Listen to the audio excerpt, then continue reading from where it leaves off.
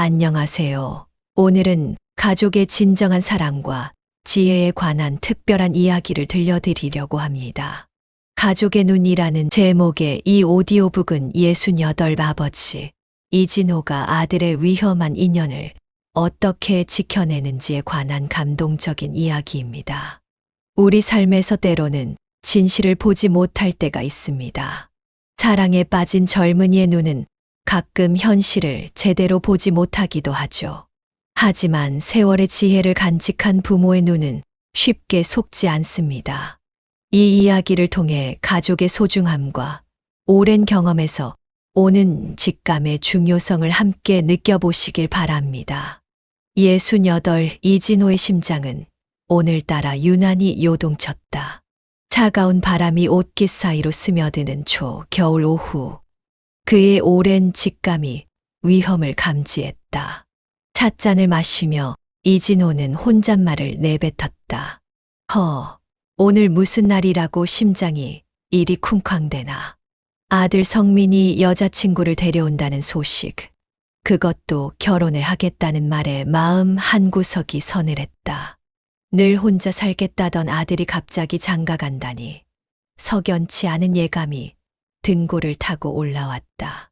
한정식 집의 나무 문을 밀고 들어서자 그녀가 보였다. 윤미라, 32살. 그녀의 말끔한 차림새와 얇은 미소 뒤에 숨겨진 눈빛이 이진호의 본능을 자극했다. 안녕하세요, 아버님. 부드러운 인사말과 달리 그 눈에는 오랜 사기꾼에 계산된 친절함이 숨어 있었다. 마치 낡은 중고차를 새 차인 양 팔려는 판매원의 눈빛 같았다. 성민은 천진난만하게 웃으며 미라를 소개했다. 아버지, 미라 씨 정말 괜찮은 사람이에요. 예쁘죠? 이진호는 속으로 이를 악물었다. 겉모습은 그럴듯했지만 그는 직감적으로 미라의 가식을 꿰뚫어 보았다. 대화 중 미라가 꺼낸 첫 주제는 집이었다. 두 분만 괜찮으시면 빠르면 올해 안에 결혼하고 싶어요. 저희 둘이 꾸릴 집도 준비해야 하니까요. 그 말을 듣는 순간 이진호의 손에서 젓가락이 미끄러졌다. 곧바로 돈 이야기를 꺼내는 그녀의 숨겨진 욕심이 뻔히 보였다.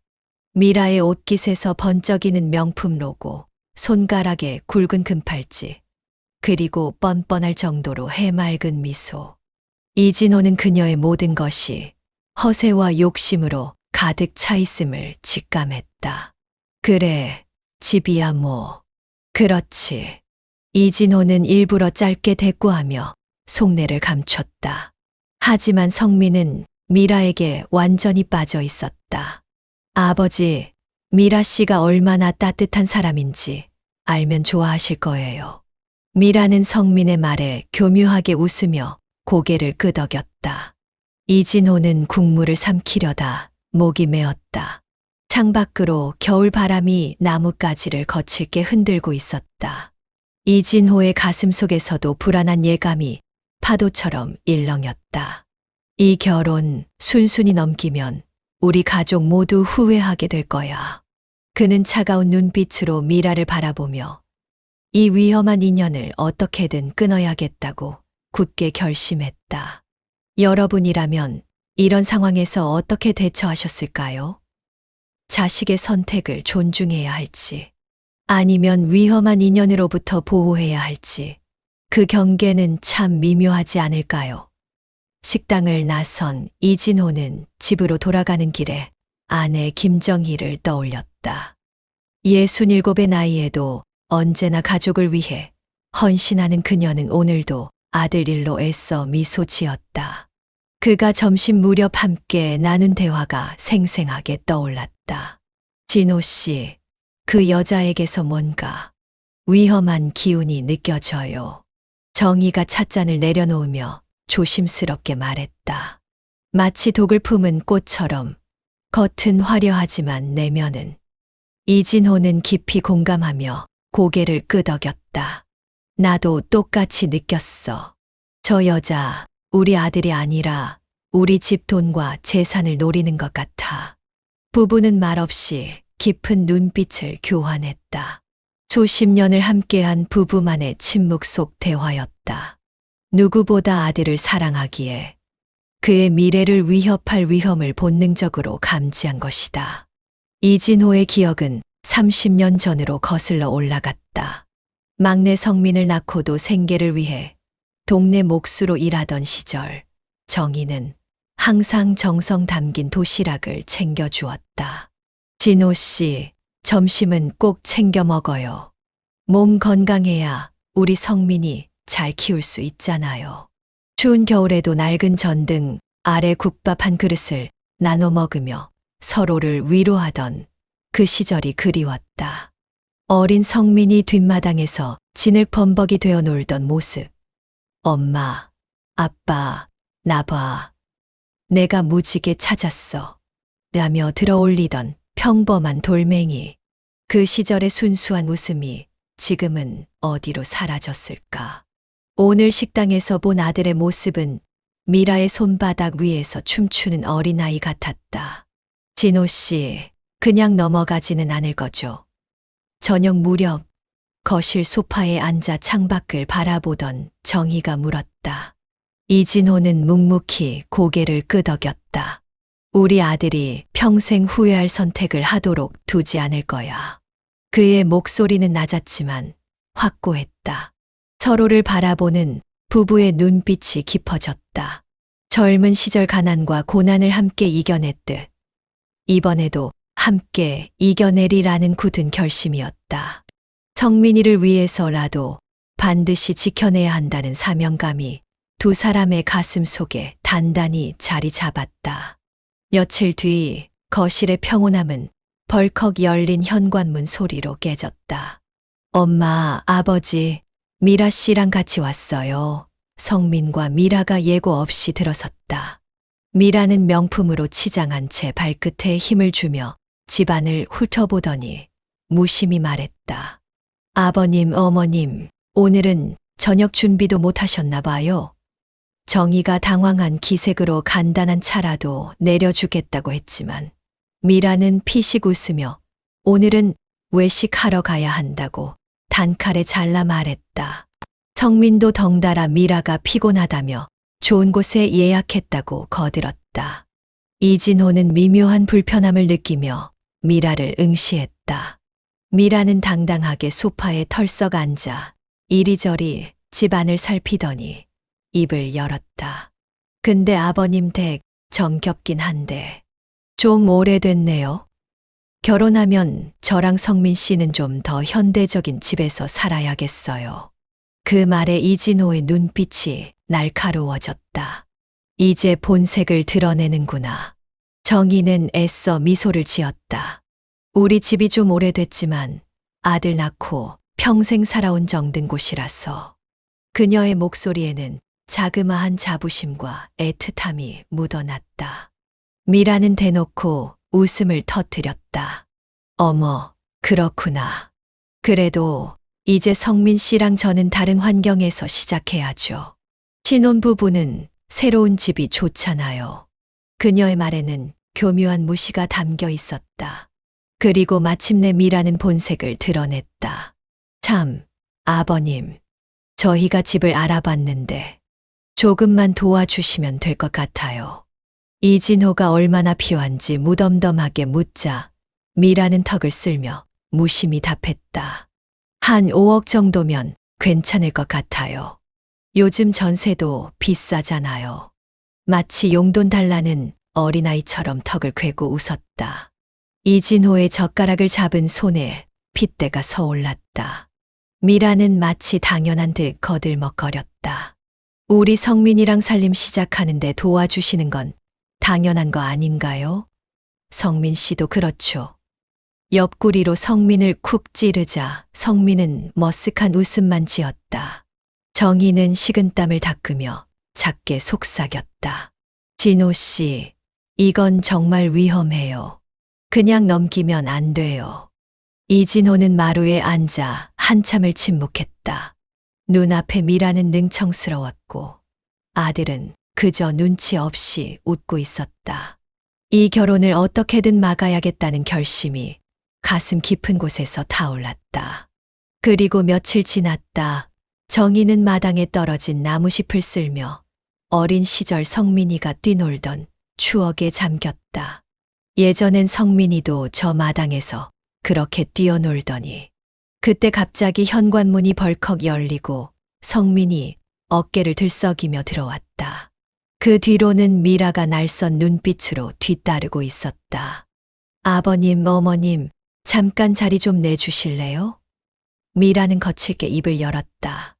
이진호는 미묘하게 미소를 지으며 무슨 일인지 물었다. 우리 집 문제요. 미라는 그 말부터 꺼냈다. 전에 말씀드린 것처럼 결혼 준비할 돈이 턱없이 모자라요. 그래서 두 분이 성민 씨를 좀 도와주셔야겠어요. 정희가 고개를 갸웃했다. 우리 성민이가 그동안 열심히 모은 돈이 있다고 했는데 말끝이 흐려졌다. 미라는 앙칼진 목소리로 말을 끊었다. 그 돈 우리 결혼식 올리고 나면 남는 게 없거든요. 아버님도 아시죠? 요즘 예식장이 얼만지, 드레스가 얼만지, 그걸 성민 씨 혼자 다 감당하겠다는 거 말이 안 되잖아요? 말끝에 실소가 섞여 있었다. 그녀의 눈에는 이건 가족이니까 당연히 해줘야지라는 뻔뻔한 기색이 역력했다. 이진호는 조용히 숨을 내쉬며 말했다. 내가 그렇게 쉽게 말할 일이 아닐 텐데. 그러자 미라는 비웃듯 한 손으로 팔짱을 꼈다. 왜요? 저 성민 씨랑 결혼할 사람이에요. 부모님도 성민 씨도 잘 되길 바라는 거 맞잖아요? 정희는 손을 꼭 잡고 조용히 한숨을 쉬었다.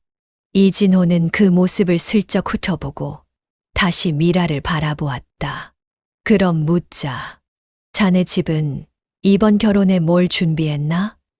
그 물음에 미라는 살짝 눈을 흘기며 웃었다. 저희 집이요.